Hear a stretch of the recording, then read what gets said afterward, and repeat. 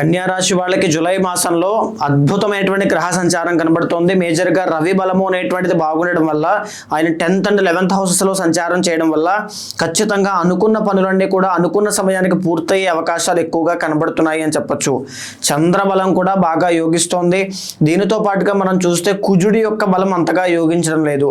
ఎందుకంటే కుజుడు అనేటువంటి ఆయన 12, 1 స్థానాల్లో అంటే కన్యా సింహరాశిలో సంచారం చేయడం వల్ల కుజుడి యొక్క బలం లేకపోవడం వల్ల ఎవరైతే రియల్ ఎస్టేట్ వ్యాపారం కావచ్చు, లేకపోతే ఈ కాంపిటేటివ్ ఎగ్జామ్స్ కావచ్చు, క్రీడాకారులు కావచ్చు, రైల్వే జాబ్స్ ప్రిపేర్ అవుతున్న వాళ్ళు కావచ్చు, ఇలాంటి సెక్టార్లో ఉన్న వాళ్ళకైతే కాస్త ఇబ్బందులు కనబడతాయి అని చెప్పొచ్చు. మేజర్గా బుధ బలము అనేటువంటిది చాలా బాగుంది.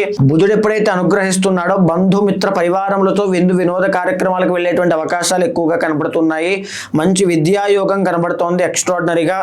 అదేవిధంగా శుక్ర బలము అనేటువంటిది యోగించడం వల్ల సినీ నాటక కళారంగాల్లో వ్యవహారం చేసే వాళ్ళకైనా, లేకపోతే శుక్రబలం ఎప్పుడైతే బాగుంటుందో నూతన వస్త్ర ఆభరణ సౌఖ్య యోగములన్నీ కూడా కనబడతాయి.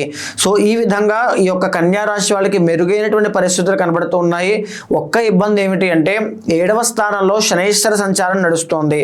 ఎప్పుడైతే 7వ స్థానంలో శనైశ్వర సంచారం నడుస్తోందో మెరిటల్ లైఫ్లో కాస్త జాగ్రత్తగా ఉండాలి అని చెప్పొచ్చు. అదేవిధంగా రాహుగ్రహ సంచారం చాలా బాగుంది. కేతుగ్రహ సంచారం అంతగా యోగించడం లేదు.